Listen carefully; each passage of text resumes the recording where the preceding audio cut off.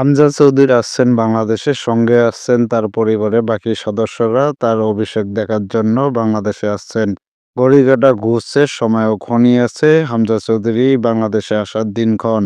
সবকিছু ঠিক থাকলে আগামী ১৬ মার্চ যুক্তরাষ্ট্রের স্থানীয় সময় দুপুরে শেফিল্ড ওয়েডনেসডের সঙ্গে ম্যাচ খেলে রাতে সিলেটেই বিমান ধরবেন তিনি।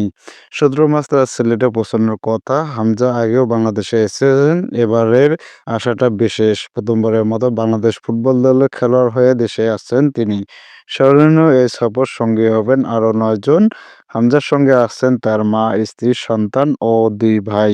বাবা আগে চলে এসেছেন। হামজার ইচ্ছা বাংলাদেশের জার্সিতে তার অভিষেকটা ম্যাচটা যেন পরিবারের সবাই মাঠে বসে দেখেন। ২৫ মার্চ শ্রীলঙ্কার জওহরলাল নেহরু স্টেডিয়ামে এএফসি এশিয়ান চ্যাম্পিয়নশিপের ম্যাচে ভারতের মুখোমুখি হবে বাংলাদেশ। ১৮ মার্চ সেখানে থাকতে পারেন, আবার দিনের শেষ ফ্লাইট ধরে ঢাকায় চলে আসতে পারেন। বিষয়টা এখনো নিশ্চিত নয়। হামজা ১৮ মার্চ ঢাকায় আসতে পারেন, আবার ১৯ মার্চ সকালেও আসতে পারেন। এটা তার উপর নির্ভর করছে। ১৯ মার্চ দুপুরে টিম হোটেলে বাংলাদেশ দলের অফিসিয়াল কনফারেন্সে হাজির হওয়ার কথা রয়েছে তার।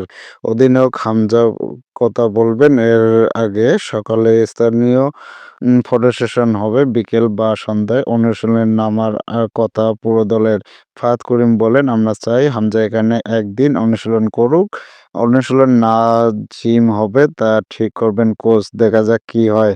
হামজার বাংলাদেশের দলে অভিষেক দেখতে যুক্তরাষ্ট্র থেকে আসা পরিবারের সদস্যদের পাশাপাশি সিলেট থেকে কয়েকজন সঙ্গী হতে পারেন।